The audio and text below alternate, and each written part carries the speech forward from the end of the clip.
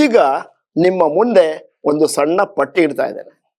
25 ವರ್ಷದ ಯುವಕ ಇನ್ನೂ 35 ವರ್ಷ ಇನ್ಶೂರೆನ್ಸ್ಗೆ ಹಣವನ್ನು ಕಟ್ತಾನೆ. ಯಾಕಂದ್ರೆ ಯಾವುದೇ ಇನ್ಶೂರೆನ್ಸ್ ಲೆಕ್ಕವನ್ನು ತಗೊಳ್ಬೇಕಾದ್ರೂ ಕೂಡ ಲೆಕ್ಕ ಹಾಕೋದು 60 ವರ್ಷಕ್ಕೆ ರಿಟೈರ್ಮೆಂಟ್ ಮತ್ತು ಆವಾಗ ಒಂದು ದೊಡ್ಡ ಲಂಸಮ್ ಕ್ರೋಢೀಕರಣ ಆಗ್ಲಿ. ಈಗ ಈ ಡಿಫರೆನ್ಸ್ ಏನಿದೆ, ಅವರು ಎಂಡೋಮೆಂಟ್ ಮಾಡದೆ ಕೇವಲ ಟರ್ಮ್ ಇನ್ಶೂರೆನ್ಸ್ ಮಾಡೋದ್ರಿಂದ ಅವರಲ್ಲಿ ವರ್ಷಕ್ಕೆ 71,000 ರೂಪಾಯಿ ಉಳಿಕೆ ಆಯಿತು. ಈ ಉಳಿದ ಹಣವನ್ನು ಅವರೇನಾದರೂ ಫಿಕ್ಸಡ್ ಡಿಪಾಸಿಟ್ ಇಟ್ಟಿದ್ರೆ ಅವರಿಗೆ ಅಂದಾಜು ಅವರ ಜೀವಮಾನದಲ್ಲಿ ಒಂದು ಅಂದಾಜು 88 ಲಕ್ಷ ಎಕ್ಸ್ಟ್ರಾ ಸಿಗ್ತಾ ಇತ್ತು.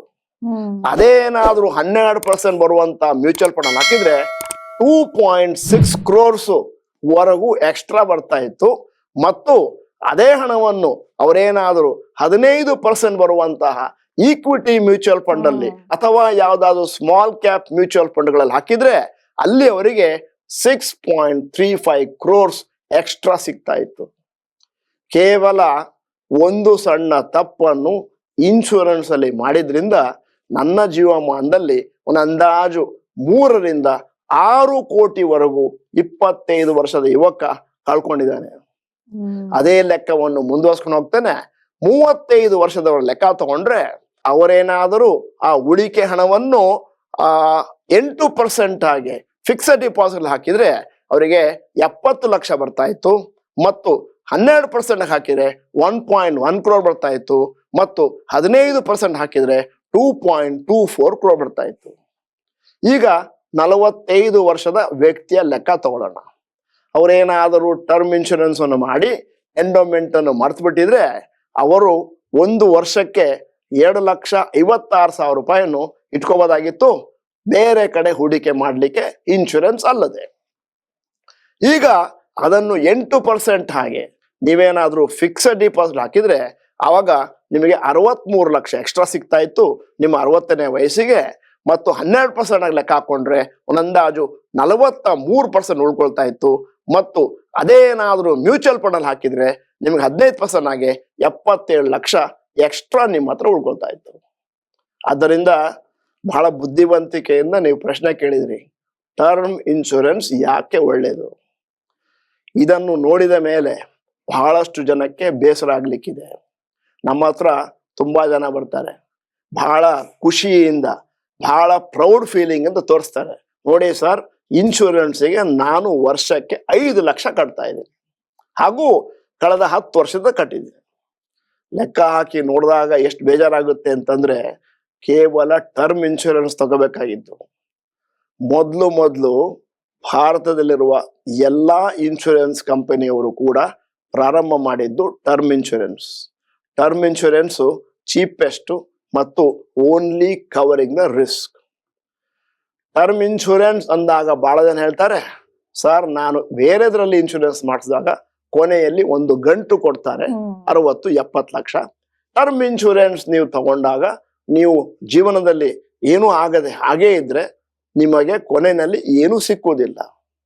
ದೇವಸ್ಥಾನಕ್ಕೆ ಹೋದ ಮೇಲೆ ಪ್ರಸಾದ ಸಿಕ್ಕಬೇಕು, ಇನ್ಶೂರೆನ್ಸ್ ಅಲ್ಲಿ ಏನೂ ಸಿಕ್ಕುವುದಿಲ್ಲ.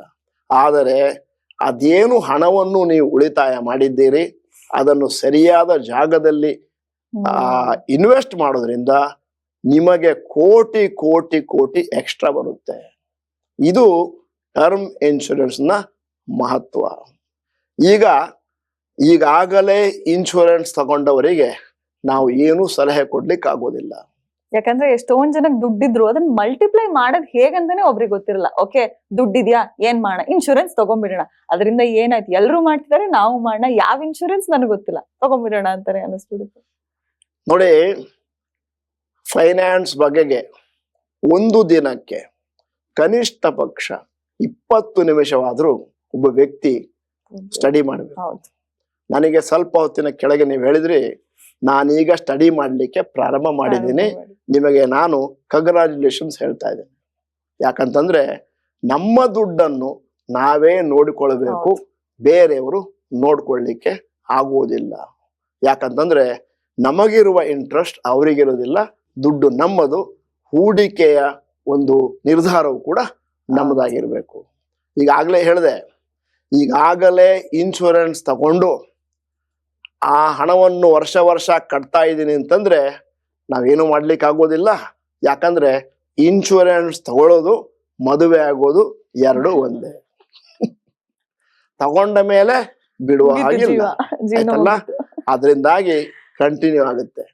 ಮುಂದಿನ ಸಂಚಿಕೆಯಲ್ಲಿ ಯಾರಾದ್ರೂ ಪ್ರಶ್ನೆಗಳನ್ನು ಕೇಳಿದ್ರೆ, ಯಾಕಂದ್ರೆ ಆಯುಷ್ ಟಿವಿಯವರು ಹೇಳಿದ್ದಾರೆ ನಾನು ಏನು ಮಾತಾಡಿದ್ದೇನೆ ಅದು ಲೈವ್ ಆಗಿ ಬರುತ್ತೆ, ಅದಾದ್ಮೇಲೆ ಯೂಟ್ಯೂಬ್ ನಲ್ಲಿ ಕೂಡ ಬರುತ್ತೆ. ಯೂಟ್ಯೂಬ್ ನಲ್ಲಿ ಯಾರಾದ್ರೂ ಕೂತ್ಕೊಂಡು ಈಗಾಗಲೇ ನಾನು ಇನ್ಶೂರೆನ್ಸ್ ತಗೊಂಡಿದ್ದೇನೆ, ನನ್ನ ಗತಿ ಏನು, ಇದರ ಬಗ್ಗೆ ನಾನು ಏನ್ ಮಾಡ್ಬೋದು ಅಂತ ಕೇಳಿದ್ರೆ ಆವಾಗ ಅದಕ್ಕೆ ಒಂದಷ್ಟು ಸೊಲ್ಯೂಷನ್ಗಳನ್ನು ಹೇಳಬಹುದು. Provided large number of people ask this questions, large number of people start responding in YouTube. ಈಗ ಇನ್ನೂ ಒಂದು ವಿಚಾರ, ನನಗೀಗ 23 ಕೆಲಸ ಪ್ರಾರಂಭ ಮಾಡಿದ್ದೀನಿ, 25, 28, 30 ಅಂದ್ರೆ ನಾನು ಮಾತಾಡ್ತಿರೋದು ಹುಡುಗರ ಬಗ್ಗೆ. ಹುಡುಗಿಯರ ಬಗ್ಗೆ ನಾನು ಜಾಸ್ತಿ ಮಾತಾಡೋದಿಲ್ಲ. ಯಾಕಂತಂದ್ರೆ ನೀವು ಯಾವುದೇ ನಿರ್ಧಾರವನ್ನು ತಗೊಂಡ್ರು ಕೂಡ ಮದುವೆ ಆದ್ಮೇಲೆ ಸಂಪೂರ್ಣವಾಗಿ ಚೇಂಜ್ ಆಗಿ ಹೋಗುತ್ತೆ. ಯಾಕಂದ್ರೆ ಫೈನಾನ್ಸ್ ಮ್ಯಾನೇಜ್ ಮಾಡೋರು ಸಾಮಾನ್ಯವಾಗಿ ಗಂಡಸರು, ಅವರು ಡೈರೆಕ್ಷನ್ ಅಲ್ಲಿ ಹೋಗುತ್ತೆ. ಹುಡುಗರ ಬಗ್ಗೆ ಮಾತಾಡ್ತಾ ಇದ್ದೇನೆ. 28 ವರ್ಷ ಮಾತಾಡಿದ್ರೆ ಏನ್ ಹೇಳ್ತಾರೆ ಅಂತಂದ್ರೆ ನನಗೆ ಈಗ ಮದುವೆನೂ ಆಗಿಲ್ಲ ಮತ್ತು ಇನ್ಶೂರೆನ್ಸ್ ನ ಅಗತ್ಯತೆ ಎಲ್ಲಿದೆ. ಅಗತ್ಯತೆ ಇದೆ ಅಂತಾನೆ ಹೇಳ್ತಾ ಇದ್ದೀನಿ. ಯಾಕಂತಂದ್ರೆ ನಿಮ್ಮ ತಾಯಿಗೆ ನೀವು ಒಂದು ರೇಸ್ ಹಾರ್ಸ್, ನಿಮ್ಮ ತಾಯಿಗೆ, ತಂದೆಗೆ.